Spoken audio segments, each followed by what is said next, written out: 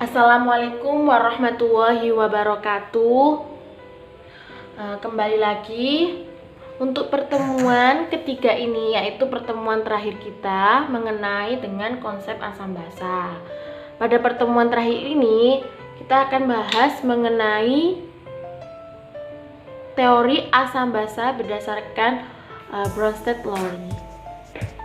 Yang pertama, teori asam basa menurut Bronsted-Lowry bahwa asam adalah sebagai spesies yang memberi proton atau biasa kita kenal dengan donor proton. Biasanya kita kenal dengan donor proton atau H+. Sedangkan basa adalah spesies yang menerima proton pada suatu reaksi pemindahan proton atau biasa kita kenal dengan aseptor proton. Misalnya ya, contoh NH4 plus reaksi dengan H2O membentuk NH3 plus H3O plus. Nah, di sini kalau kita lihat konsep asam basa berdasarkan Bronsted-Lowry bahwa asam adalah donor proton atau kaya akan proton. Kita lihat ini kan NH3 sama NH4 sama NH3. Nah, ini kan berarti menunjukkan dia kelebihan proton. Maka di sini dia bersifat sebagai asam kaya akan proton. Dan ini karena ini yang awalnya 4 kemudian menjadi 3, berarti kan dia mendonorkan protonnya terhadap ion yang lain atau H2O. Sedangkan H2O di sini yang awalnya 2 menjadi 3, H2 menjadi H3O+, berarti dia menerima proton dari NH4. Karena itu berarti dia sebagai aseptor donor atau miskin proton, maka dia disebut sebagai basa. Itu ya. Langsung saja pada latihan soal ya. Di sini tentukan mana yang sesuai dengan teori asam basa Bronsted-Lowry. Tentukan sifat ion HCO3- dalam reaksi berikut sebagai asam atau basa. Jadi di sini kita menentukan HCO3- pada dua reaksi ini yang bersifat asam atau yang bersifat basa yang mana. Nah, kita lihat pada yang pertama, reaksi yang pertama, HCO3- berubah menjadi CO3-2-. Berarti di sini dia kaya akan proton atau dia sebagai donor proton. Maka dia disebut sebagai asam. Kemudian pada reaksi kedua, HCO3- berubah menjadi H2CO3. Berarti di sini dia kekurangan, kemudian di sini menambah. Berarti dia sebagai penerima aseptor atau disebut sebagai basa. Nah, pada teori asam basa Bronsted-Lowry, nah ini juga ada namanya pasangan asam basa konjugasi. Jadi, setelah melepas satu proton, suatu asam akan membentuk spesies yang disebut dengan basa konjugasi dari asam tersebut. Spesies tersebut adalah suatu basa karena dapat menyerap proton dan membentuk kembali asam semula.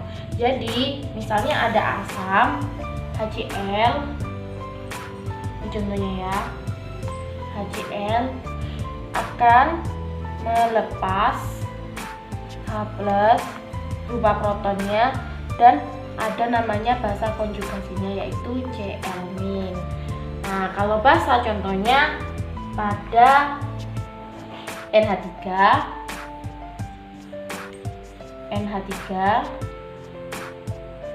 kemudian ditambah dengan proton menjadi NH4 plus di sini sebagai asam konjugasinya. Jadi menyerap satu proton akan membentuk satu spesies yang disebut dengan asam konjugasi dari basa tersebut. Untuk lebih jelasnya, bagaimana untuk mengidentifikasi mana yang asam, mana yang bersifat sebagai basa konjugasi, mana yang sebagai basa, mana yang sebagai asam konjugasi dalam suatu reaksi. Contoh soalnya yaitu misalnya ada HCl yang bereaksi dengan NH3 membentuk Cl- plus NH4+. Nah, di sini HCl. Kita lihat HCl dengan Cl-. Siapa yang berarti menunjukkan HCl bersifat sebagai asam karena sebagai pendonor proton, dan di sini maka bersifat sebagai basa konjugasi. Atau biasanya ada beberapa buku yang menyebutnya sebagai basa 1. Ini sebagai asam 1. Penyebutannya ada yang berbeda-beda.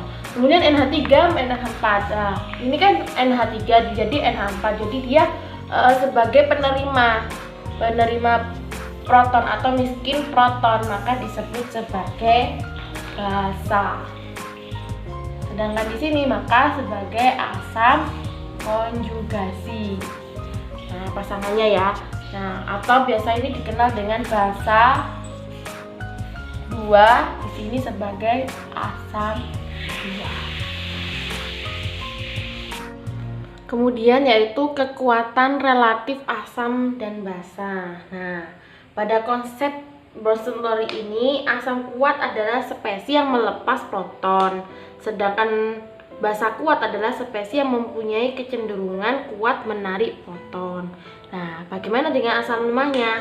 Maka asam lemah adalah spesies yang sukar melepas proton, sedangkan basa adalah spesies yang lemah menarik proton.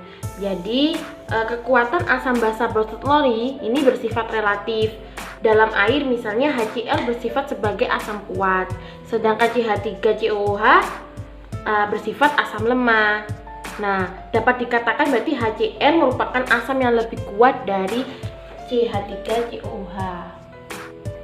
HCl asam yang lebih kuat dari CH3COOH.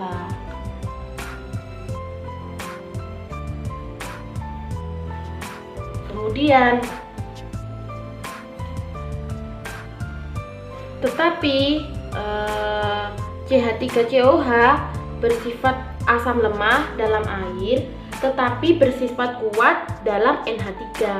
Hal ini menunjukkan bahwa NH3 merupakan basa yang lebih kuat daripada air. Nah, NH3 basa yang lebih kuat daripada air.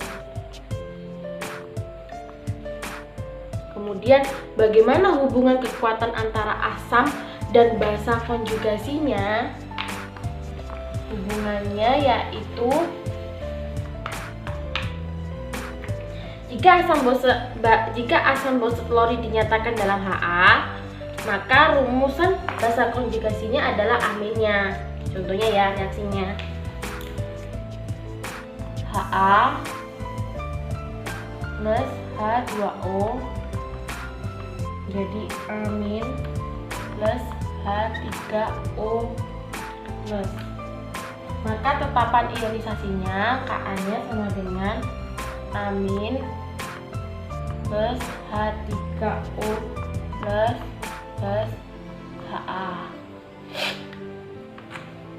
Nah, sebagai basa, ini sebagai basanya, sebagai basa konjugasinya. Nah, sebagai basa ini jika direaksikan dalam air membentuk bentar ya, saya hapus. Membentuk amin plus H2O menjadi Ha plus OH-. Karena membentuk basa kembali. Nah, Ini rumusnya, ketetapan ionisasinya adalah Ha plus OH dikali OH kali A min. Nah, jadi hubungannya antara Ka sama Kb tadi itu sama dengan, jika digabungkan dengan rumus yang tadi, menjadi Ka kali Kb sama dengan A min H3O plus Ha, kemudian di sini Ha kali OH min per amin. Ini menjadi H3O plus ini ya, terus OH min. Nah, ini adalah Kw, sehingga dapat dituliskan rumusnya Ka kali Kb sama dengan Kw.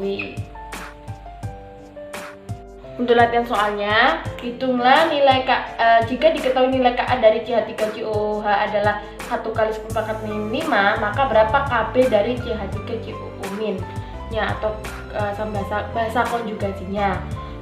Maka kita gunakan rumus yang tadi, yaitu Ka kali Kb sama dengan Kw.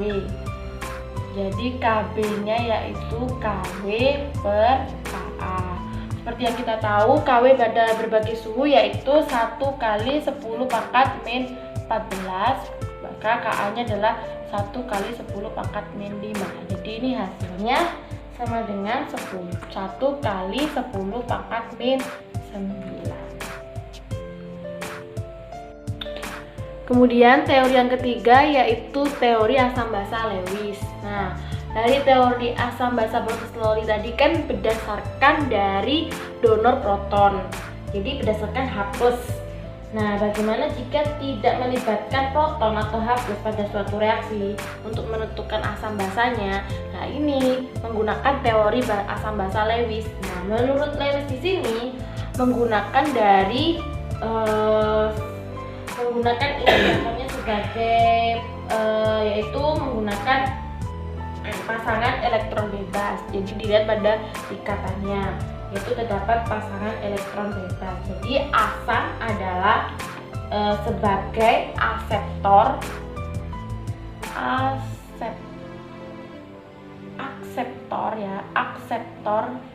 pasangan elektron bebas atau PIB. Sedangkan basa yaitu sebagai donor PIB atau pasangan elektron bebas. Jadi contohnya ya, ada CaO plus CO2 menjadi CaCO3. Nah, ini kalau kita gambarkan struktur Lewisnya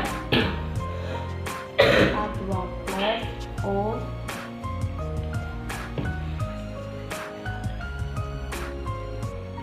min reaksi dengan CO2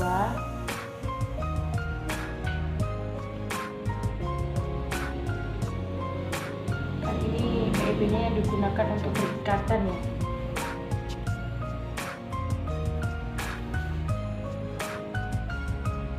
Seperti ini kan, C tangannya 1, 2, 3, 4, C tangannya 4, kemudian nah ini menjadi Ca2 plus O. Nah,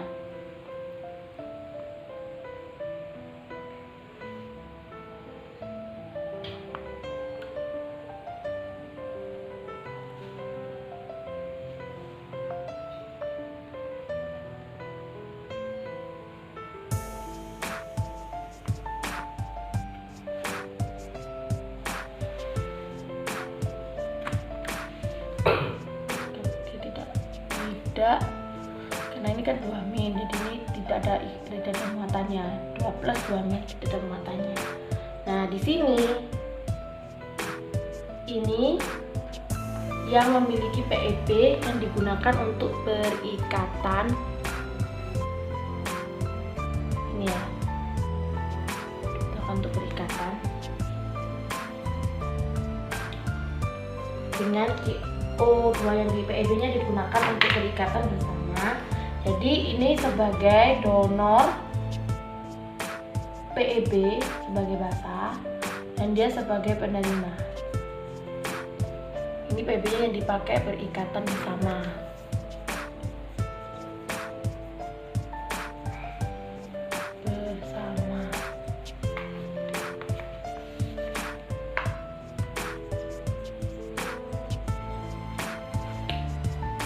Nah, tadi kan udah jelas teori asam basa Lewis berdasarkan dilihat dari pasangan elektron bebasnya, donor, akseptor, pasangan elektron bebasnya atau PEB-nya. Nah, jika telah disebutkan bahwa larutan asam mengandung ion H+ dan suatu anion sisa asam, sedangkan larutan basa mengandung ion OH- dan suatu kation logam. Nah, apa yang terjadi jika suatu larutan asam dicampurkan dengan suatu larutan basa? Nah, ini adalah dinamakan dengan reaksi penetralan. Nah, jika ada suatu asam atau basa bereaksi, ini membentuk garam plus air. Jadi disebut dengan reaksi penggaraman. Contohnya yaitu misalnya ada HCl encer direaksikan dengan KOH basa kuat membentuk garam KCl plus H2O. Nah, reaksi lengkapnya, kalau ingin penjabaran reaksi lengkapnya dapat ditulis ya, H+ plus Cl- plus K+ plus OH- menjadi K+ plus Cl- plus H2 plus O2-. Itu lebih cepat H2O. Nah, ini yang sama dapat kita coret. Jadi reaksi bersihnya, persamaan bersihnya itu menjadi H+ plus OH- menjadi H2O. Menjadi H2O.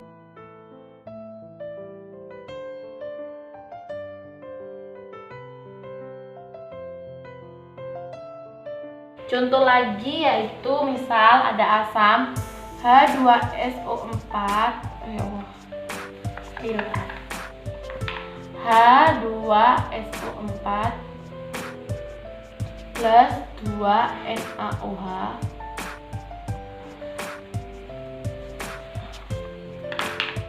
NaOH menjadi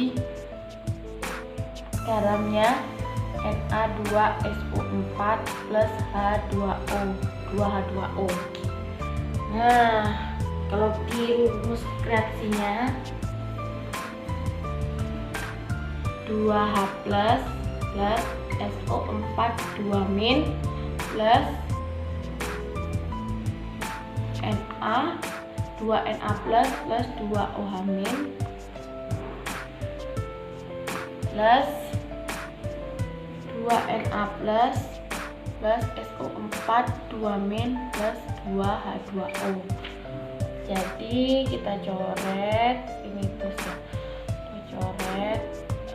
Jadi 2H plus 2OH- menjadi 2H2O. Kemudian contoh soal menuliskan reaksi asam dengan basa. Contohnya, tulislah persamaan setara untuk reaksi asam basa untuk reaksi larutan asam nitrat dengan kalium hidroksida. Jadi dapat kita tuliskan bagaimana asam nitrat yaitu HNO3 bereaksi dengan kalium hidroksida yaitu basa ya, KOH. Nah, ini membentuk garam apa? Yaitu KNO3 plus H2O. Jadi kan rumusnya bentuk garam dan H2O. Nah, kalau kita lihat reaksinya ya, di sini HNO3 bereaksi dengan KOH ini. Bagaimana membentuk dari H2O? Yaitu dari ini, yaitu reaksinya yaitu H plus OH plus OH. Kemudian pada ini, jika ini membentuk ini dari NO3 plus K plus. Nah, contoh lain misalnya pada larutan, tulislah persamaan reaksi dari larutan asam klorida dengan kalium hidroksida. Sama, berarti HCl reaksi dengan KOH membentuk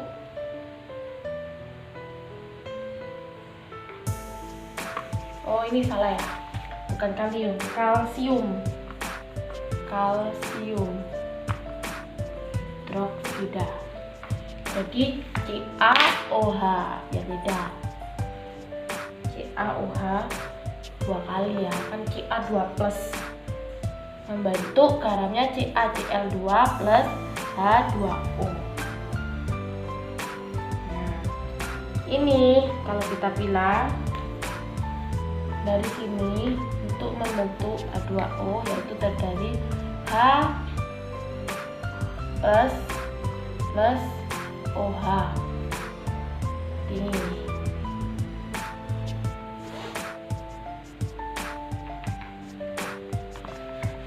tidak ya, H2O ya, H plus OH min. Kemudian untuk kasih warna beda untuk ini dan ini menjadi ini ya, tadi sini ya, dari Cl- plus Ca 2 plus. Jika pada larutan campuran asam basa tadi kan disebut reaksi penetralan. Nah, bagaimana larutan campuran dari larutan asam dan basa? Nah, ini dapat kita simpulkan, jika mol H+ itu sama dengan mol OH-, maka campuran tersebut akan bersifat netral. Nah, jika mol H+ lebih besar dari mol OH-, maka dapat disimpulkan campuran tersebut bersifat asam. Tetapi dengan konsentrasi H+ dalam campuran ditentukan oleh jumlah H+ yang tersisa. Nah, kemudian jika mol H+ lebih kecil dari mol OH- atau mol OH- lebih besar, maka campuran tersebut bersifat basa.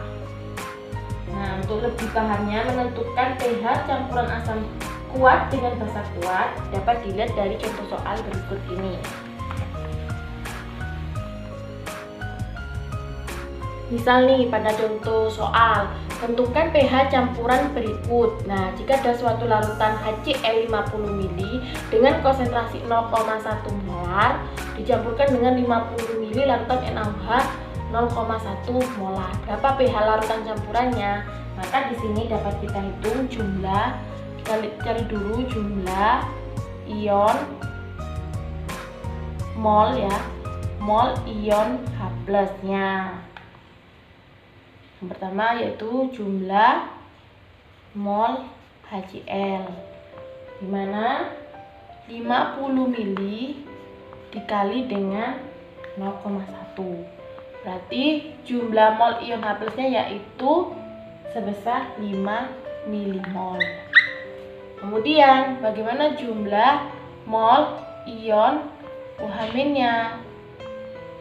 Dilihat dari larutan NaOH. Itu jumlah mol NaOH yaitu 50 mili dikali 0,1 sama 5 milimol. Nah, dari sini dapat disimpulkan bahwa pH larutan tersebut yaitu berjumlah 7 karena jumlah mol ion H+ sama dengan jumlah mol ion OH- yaitu 5 dan 5. Jadi sama, berarti larutan tersebut pH-nya itu netral. Maka larutan tersebut bersifat netral. Nah, netral itu berapa? Yaitu pH-nya sebesar 7. Contoh soal yang kedua. Jika larutan 50 mili HCl 0,1 meter di 0,1 molar dengan 50 mili larutan, ini bukan NaOH tapi CaOH 2 kali, misal 0,1 juga. Nah, apakah sama pH-nya? Ternyata berbeda. Coba ya kita lihat jumlah mol H+ dari jumlah mol HCl, yaitu 50 dikali 0,1, yaitu sebesar 5 milimol. Dari mana satuan milimol? Ini mili, ini mol, jadi milimol. Kalau ini liter berarti satuannya mol. Kemudian jumlah mol OH-, yaitu dilihat dari jumlah mol CaOH 2 kali. Nah, di sini karena koefisiennya ada 2 ion sisa OH-nya kan 2. Seperti dulu pertemuan sebelumnya, CaOH 2 kali berarti Ca+ plus 2 OH-. Berarti di sini derajat ionisasinya 2. Valensi basanya 2. Berarti 2 dikali 5 dikali 0,1, 50. 2 kali 50 mili kali 0,1 molar. Sehingga menjadi, sudah dihitung ini berapa? 10 milimol. Nah, jadi yang lebih banyak yang mana? OH-. Sisa berapa? Sisa 5 milimol. Jadi kan perbandingannya antara OH- dan H+-nya. OH-nya di sini 10. H+-nya di sini 5 milimol. Sehingga pH dari OH- berlebih sebanyak 5. Perbandingannya kan 5. Maksudnya seperti ini. Jadi ya, kan ini sudah ditentukan nih nilai mol OH-, jumlah mol OH- dan mol H+-nya yaitu 10 dan 5 mili. Nah, ini menunjukkan bahwa terdapat 5 mili, ya kan? 5 mili OH- yang berlebih. Nah, terdapat 5 milimol ion OH- berlebih. Berapa OH- sisa? Berarti kan kita tulis dulu ya. Jadi dapat kita tuliskan 5 milimol. Berarti kan ini larutan campurannya kan dari 50 sama 50 berarti 100. Berarti konsentrasi OH- dalam campuran tersebut yaitu sebesar 100 mili. Nah, untuk menentukan konsentrasi ini rumusnya yaitu mili, 5 mol mili per 100 mili. Untuk menentukan mili yaitu 5 kali 10 pangkat min 2 mol. Berapa pH-nya? kita hitung pOH-nya terlebih dahulu, yaitu rumus pOH adalah min log OH, yaitu sebesar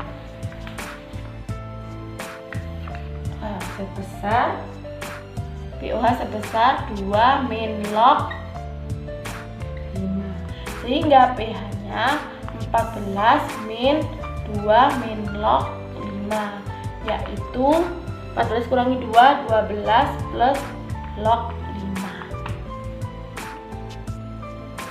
Berarti dapat disimpulkan pH-nya lebih besar dari 7. Berarti sifat campurannya yaitu bersifat basa. Sekian pertemuan untuk pertemuan terakhir mengenai konsep asam basa ini. Kurang lebihnya saya mohon maaf. Terima kasih atas perhatiannya. Wassalamualaikum warahmatullahi wabarakatuh.